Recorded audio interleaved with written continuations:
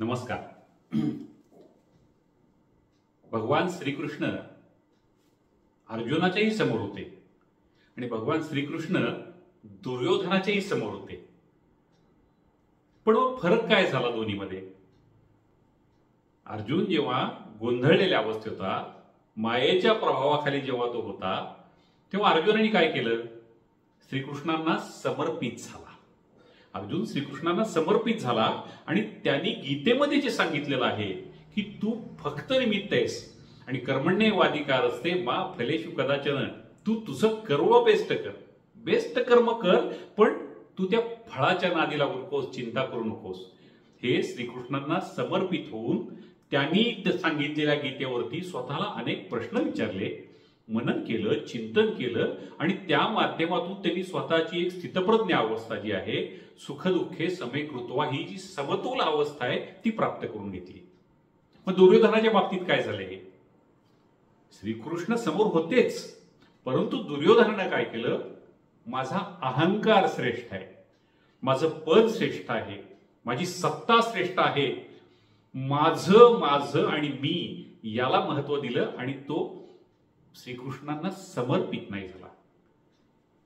हेच तर जीवन आहे ना, की आपल्या समोर एक सुंदर भगवद्गीतेचं तत्वज्ञान श्रीकृष्णांनी दिलेलं आहे.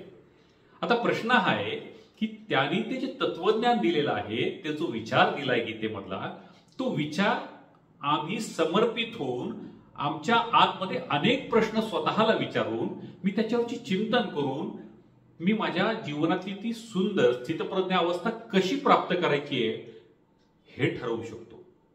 पण मी जर फक्त माझं पद, माझा पैसा, माझा प्रतिष्ठा, माझं कुटुंब, मी आणि मी माझा अहंकार याच्यामध्ये अडकलो, तर अर्थात त्याचा जो व्हायचा तोच परिणाम होणार आहे. म्हणून या निमित्ताने भगवान श्रीकृष्णांना खरं वंदन कधी होईल?